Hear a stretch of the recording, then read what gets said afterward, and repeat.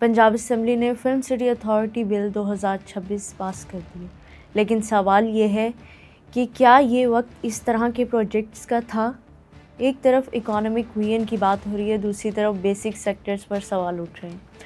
السلام علیکم، مجھے بولتے ہیں ثنا شاہد، اور آج ہم بات کریں گے پنجاب اسمبلی کے ایک اہم قانونی فیصلے کی جس نے سیاسی اور پالیسی لیول پر ایک نئی ڈیبیٹ کو جنم دیا۔ پنجاب اسمبلی نے میجورٹی ووٹ سے پنجاب فلم سٹی اتھارٹی بل 2026 پاس کیا، لیکن سیشن کے دوران ٹریجری اور اپوزیشن کے درمیان کافی سخت بحث دیکھنے کو ملی۔ بل کو ہاؤس میں پریزنٹ کیا سینئر منسٹر مریم اورنگزیب نے۔ ان کا کہنا تھا کہ یہ انیشیٹو پاکستان کی فلم انڈسٹری کو ریوائیو کرے گا، روزگار کے نئے مواقع پیدا کرے گا اور ٹورزم کو بوسٹ کرے گا۔ انہوں نے اسے صرف ایک کریٹو پروجیکٹ نہیں بلکہ ایک اکانومک ایکو سسٹم قرار دیا، لیکن اپوزیشن نے اس نیریٹو کو چیلنج کیا۔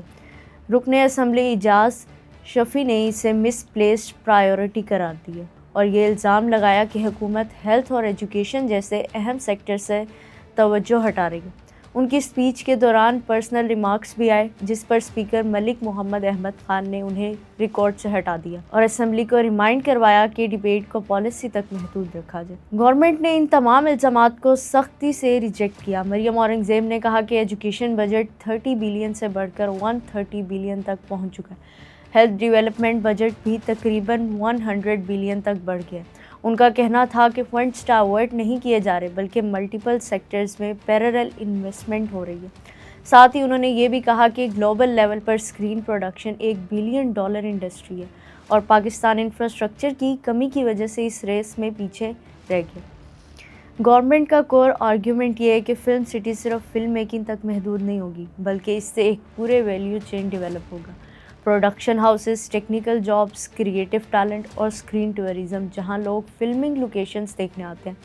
یہ ماڈل دنیا کے کئی ممالک میں کام کر چکا ہے، لیکن سوال یہ ہے کہ کیا پاکستان اس وقت اس ماڈل کے لیے تیار ہے؟